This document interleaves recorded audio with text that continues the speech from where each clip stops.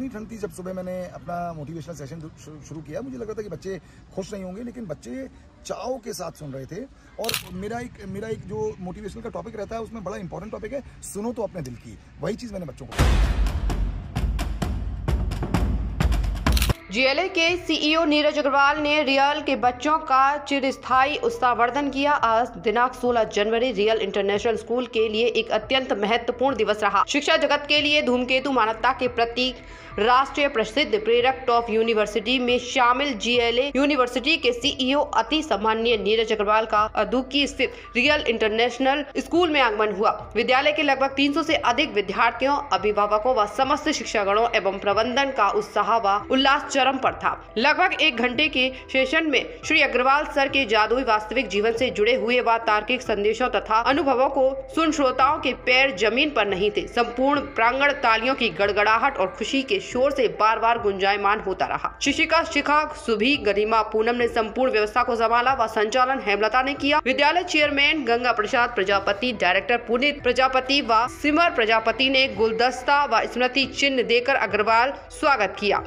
प्रधानाचार्य पंकज अग्रवाल ने पटका पहनाकर सम्मानित किया। लाइव सेशन में अनेकों बच्चों व शिक्षकों द्वारा कई जटिल प्रश्नों का उत्तर अग्रवाल ने बड़ी ही सहजता से दिया व भविष्य के लिए प्रोत्साहित किया। समस्त शिक्षकों ने भी गुलदस्ता देकर अग्रवाल का स्वागत सत्कार किया। मोनिका प्रेमका व शिक्षिका पूनम कुंतल द्वारा हस्त निर्मित तस्वीर नीरज अग्रवाल सर को प्रदान की गई। अतः नीरज अग्रवाल सर ने अपने चमत्कारिक चुंबकीय शब्दों व अनेकों किस्सों से समस्त श्रोतागणों को मोहित कर, भाव विभोर कर, कृतार्थ कर अपनी वाणी को विराम दिया।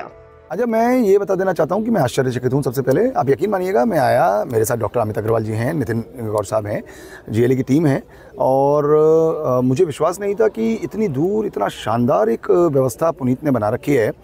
आप यकीन मानिएगा, इसलिए नहीं कि मैं कैमरे पर बोल रहा हूँ, मैं तो चाहता हूँ कि मथुरा के काफ़ी सारे लोग यहाँ आएँ और देखें कि शहर से दूर सही मायने में एक अच्छा स्कूल जो पनपता है। अभी मुश्किल से 4-5 साल हुए हैं, अगले 10 साल में ऐसी ही जगह पर स्कूल होना चाहिए जो भीड़ भाड़ से दूर हो, जो शहर की चकाचौंध से दूर हो, जहाँ बच्चे वाकई पढ़ने के लिए आ रहे हैं, पढ़ें। और अभी शुरुआती इंफ्रास्ट्रक्चर में मैं आपके साथ खड़ा हूँ, कैमरे में देख रहा हूँ, बहुत शानदार शुरुआती इंफ्रास्ट्रक्चर है। अगले 5 साल में ये स्कूल मुझे लगता है कि मतलब कमिश्नरी का बहुत अच्छा स्कूल निकल कर आएगा, ऐसा मेरा विश्वास है। देखा जाए बच्चों के अंदर कैसा उत्साह देखने को मिला? हाँ, मतलब ये दूसरा बड़ा अच्छा आपने सवाल पूछा। इतनी ठंड थी जब सुबह मैंने अपना मोटिवेशनल सेशन शुरू किया, मुझे लग रहा था कि बच्चे खुश नहीं होंगे, लेकिन बच्चे चाव के साथ सुन रहे थे। और कई सारे बच्चों की आंखों में मुझे वही चमक दिखाई दी जो मैं एक कहानी के माध्यम से बताता हूँ। एक बच्चे को देश का नाम रोशन करना था और वो 6 साल की उम्र में उसको जो चमक थी, वही सेम चमक मुझे इन बच्चों में नज़र आई। और ये कारण क्या है, कुछ बच्चे तो स्वतः ही ऐसे होते हैं, लेकिन बहुत सारे बच्चों में स्कूल के शिक्षक, स्कूल का मैनेजमेंट, स्कूल का डिसिप्लिन, स्कूल का व्यवहार, उन बच्चों में ये चमक ला पाता है, जिसमें कि पुनीत और उनकी टीम रियल इंटरनेशनल स्कूल कामयाब हुआ। बात कीजिए, एक छत के नीचे इनके यहाँ पर शिक्षा के साथ साथ लाइब्रेरी में बहुत अच्छा काम चलता है, तो उसके लिए क्या कुछ बोलना? मैंने अभी जो थोड़े से समय में इंफ्रास्ट्रक्चर देखा, उसमें बहुत सारे क्लासरूम्स को देखा। और मैं फिर से बता दूं कि लाइब्रेरी अपनी जगह पर है, लैब्स अपनी जगह पर है, लेकिन जिस तरह की जिजीविशा, जिस तरह की एक कहते हैं लड़ने की ताकत, जिस तरह से फोर्थ कमिंगनेस, जिस तरह से एक्सपोजर बच्चों को मिल रहा है, वो लाइब्रेरी तो एक पार्ट है, लेकिन पूरे स्कूल में आप जैसे घुसते हैं तो वो आभा आपको पकड़ लेती है कि आपको आगे बढ़ना है और कुछ बड़ा और कुछ नया करना है। बच्चों के आपसे ज़्यादातर सवाल क्या रहे थे? अब बहुत अच्छे सवाल रहे, बहुत ये भी रोचक सवाल है। उन्होंने अपने निजी सवाल पूछे कि दुनिया हमें रोकती है, तो मैंने उसके लिए कुछ जवाब दिए कि मेढक की कहानी सुनाई और बहुत सारी चीज़ें बताई। उनके अपने निजी सवाल थे कि हम कैसे इस सपने को पूरा कर सकते हैं। हम सपने बांध तो लेते हैं, लेकिन हमारे पेरेंट्स हुए, हमारे रिश्तेदार हुए, हमारे आसपास का समाज हुआ, वो हमको रोकता है। तो मैंने अपना उदाहरण दिया और लोगों का उदाहरण दिया। जितने भी लोग सफल हुए हैं, उन्होंने बहुत सारे लोगों की नहीं सुनी। और मेरा एक जो मोटिवेशनल का टॉपिक रहता है, उसमें बड़ा इंपॉर्टेंट टॉपिक है, सुनो तो अपने दिल की। वही चीज़ मैंने बच्चों को बताई भी। बात किस तरीके से और शिक्षा को सुधारा जाए, उसको लेकर क्या कुछ बोलना? शिक्षा का सुधार ठीक इस तरह से है जो कभी खत्म नहीं हो सकता। आज से 30 साल पहले जब जीएलए विश्वविद्यालय, 28 साल पहले, 27 साल पहले जब हमने शुरू किया, शिक्षा उस समय भी सुधार पर थी और शिक्षा आज भी सुधार पर है। आपने बहुत गूढ़ सवाल पूछा है। स्कूल की नैतिक जिम्मेदारी इसमें बहुत बड़ी है।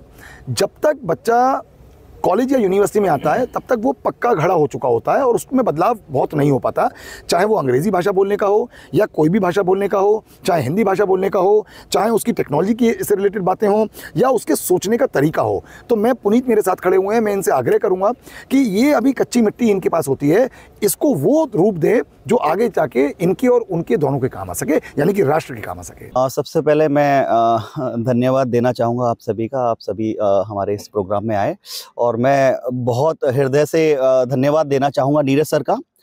नीरज सर यहाँ स्कूल में आए और यहाँ उनका एक बहुत ही इम्पोर्टेंट सेशन रखा गया और जिसमें उन्होंने बच्चों को बहुत ही अलग अलग माध्यम से, अलग मोटिवेशनल स्टोरी से बच्चों को मोटिवेट किया। यहाँ हमारे बच्चों के बहुत क्वेश्चंस थे, जो क्वेश्चंस के बहुत ही सेटिस्फैक्टरी जवाब नीरज सर ने बच्चों को दिए और अल्टीमेटली ये दिन रियल इंटरनेशनल स्कूल परिवार के लिए बहुत बड़ा दिन था। नीरज सर का आना अपने आप में स्कूल के लिए एक बहुत बड़ा दिन रहा है, तो मैं हृदय से उनका आभार व्यक्त करूंगा कि सर यहाँ पर आए। बात ये शिक्षा को लेकर के उन्होंने कुछ सुझाव दिए हैं, तो क्या कुछ रहे?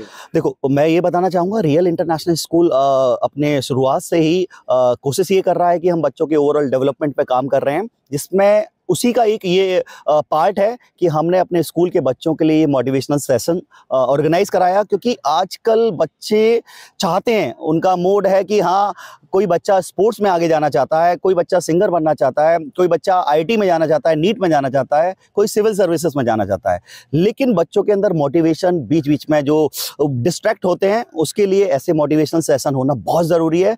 तो हमारे स्कूल के एकेडमिक का ये पार्ट था जो हमने बच्चों के बीच में नीरज सर का एक मोटिवेशन सेशन यहाँ ऑर्गेनाइज कराया। इसके साथ साथ जैसा आप लोगों ने पहले भी देखा है कि हम लोग लगातार कोशिश कर रहे हैं बच्चों के ओवरऑल डेवलपमेंट में। आज का समय टेक्नोलॉजी का है, तो अभी पिछली जो हमारे स्कूल के अंदर साइंस एग्जीबिशन थी उसमें भी पेरेंट्स ने हमें बहुत ही सराहा है, क्योंकि जिस तरीके से यहाँ के बच्चों ने रोबोटिक्स के मॉडल्स बनाए हैं, कोडिंग बनाए, अलग अलग साइंस के मॉडल्स बनाए हैं, तो उससे पता चलता है कि हमारे बच्चे मतरा में एक अलग ही स्थान बनाए हुए हैं और आए दिन हमारे बच्चे अलग अलग कॉम्पिटिशन में जो पार्टिसिपेट करते हैं वहाँ से भी रिजल्ट जो बच्चों का आता है वो हमेशा उज्ज्वल ही आता है।